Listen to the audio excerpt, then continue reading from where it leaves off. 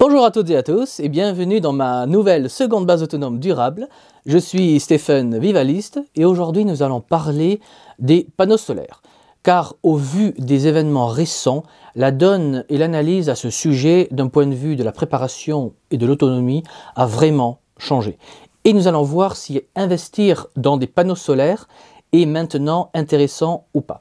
Alors mettons les pieds dans le plat et rappelons qu'il y a encore un an à peu près, la majorité des autonomistes et survivalistes concluaient que les panneaux solaires étaient un lourd investissement pour au final pas grand chose car l'approvisionnement en énergie était encore correctement assuré en France et investir dans des panneaux solaires était plus un luxe qu'autre chose et au final il serait bien plus intéressant d'investir les milliers d'euros qu'une installation de panneaux solaires coûte pour l'investir dans d'autres choses plus intéressantes pour l'autonomie, comme dans du matériel, ou tout simplement investir dans une activité professionnelle qui rapporterait de l'argent afin de travailler à son autonomie financière. Ceci dit, on va dire depuis un an, les données dont on dispose a changé. Et pour plus de détails, je vous invite à aller regarder ma vidéo qui s'appelle « Alerte nucléaire, risque de pénurie d'électricité en France » pour savoir plus en profondeur et pourquoi la donne a changé et pourquoi l'approvisionnement en électricité n'est plus si évident et assuré que cela.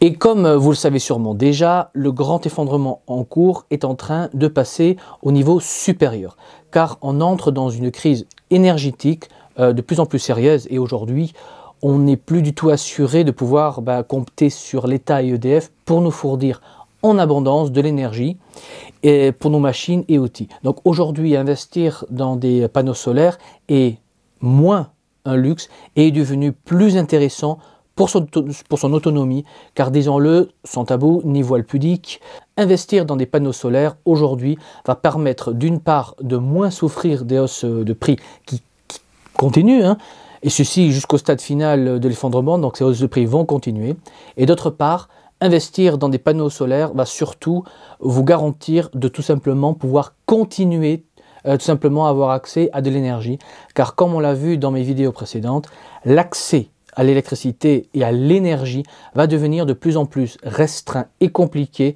dans les mois qui viennent. Et pour la première fois depuis des décennies, pour ne pas dire la Grande Guerre, le gouvernement parle de coupure d'électricité dans certains endroits en France pour concentrer l'approvisionnement d'électricité dans des zones fortement peuplées.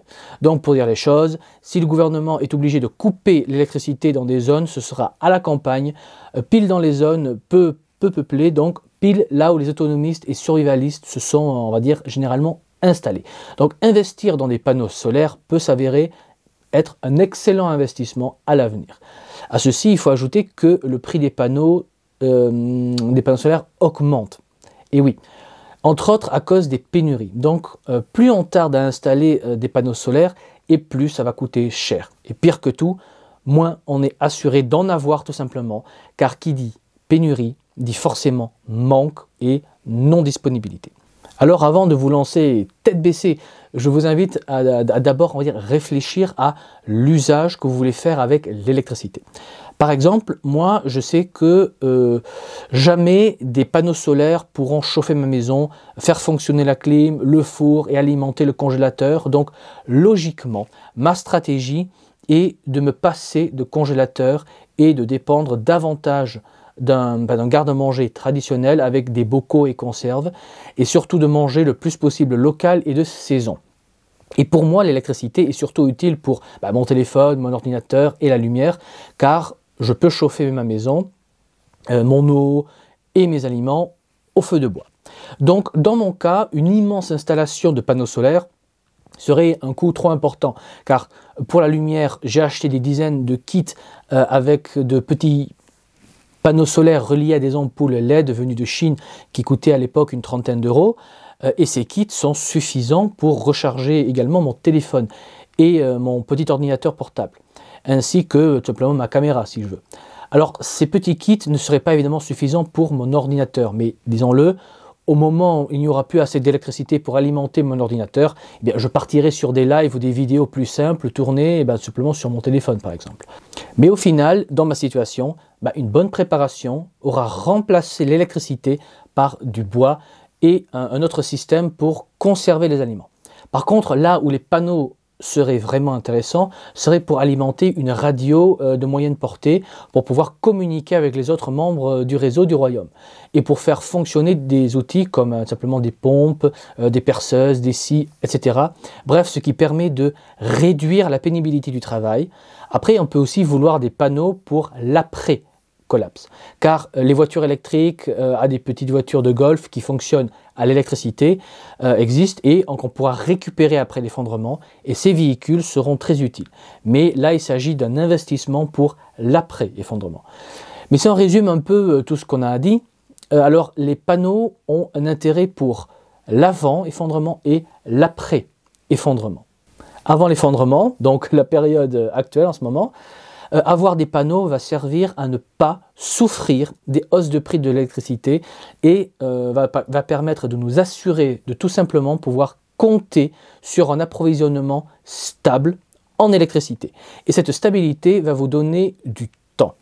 Et c'est à vous de voir ce que vous allez faire de ce temps. Évidemment, moi, je ne peux que vous conseiller de vous servir de ce temps pour organiser votre transition du tout électrique vers des systèmes alternatifs pour ne plus dépendre d'un frigo ou congélateur ou de pouvoir chauffer votre maison avec autre chose que d'électricité.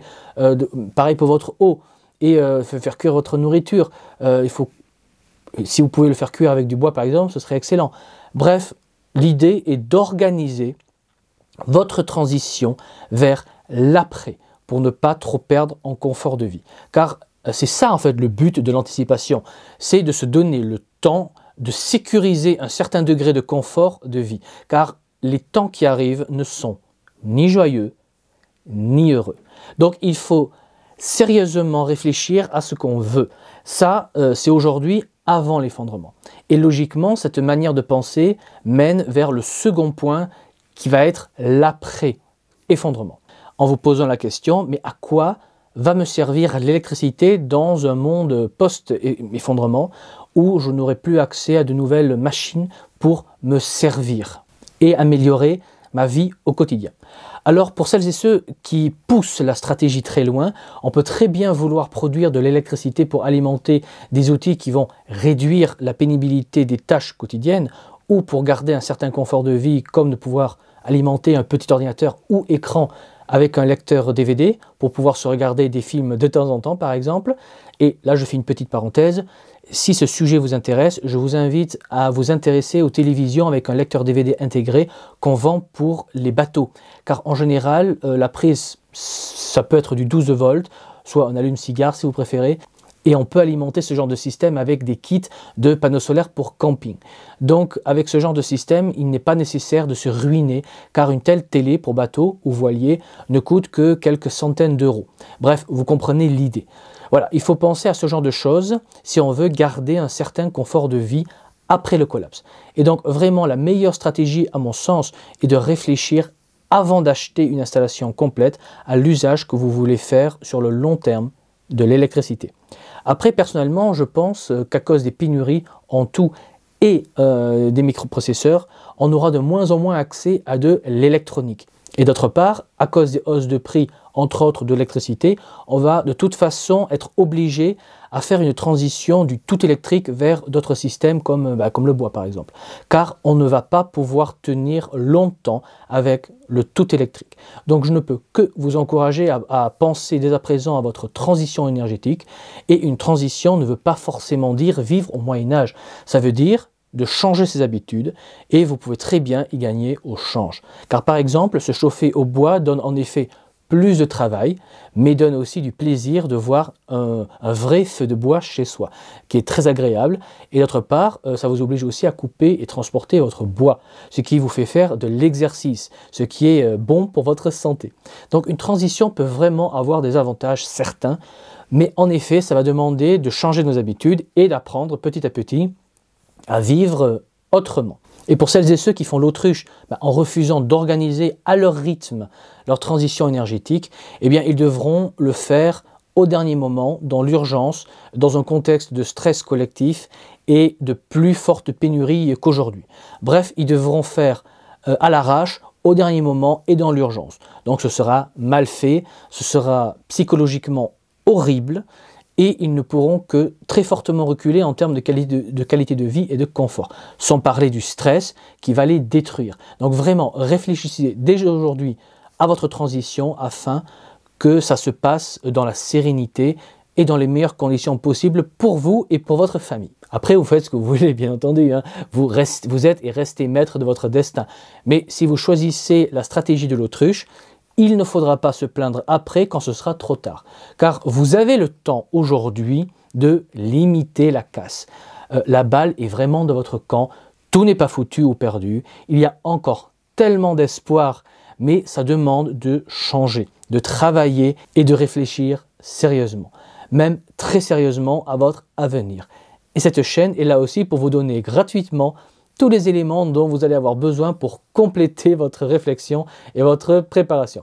Donc cette vidéo n'est pas là pour vous faire peur ou pour vous faire stresser à propos des pénuries et problèmes qui s'abattent sur nous. Non, cette vidéo est pour vous souligner qu'il reste tellement de possibilités et d'espoir pour vous, mais je ne vous mens pas. Ça demande de vous prendre sérieusement en main.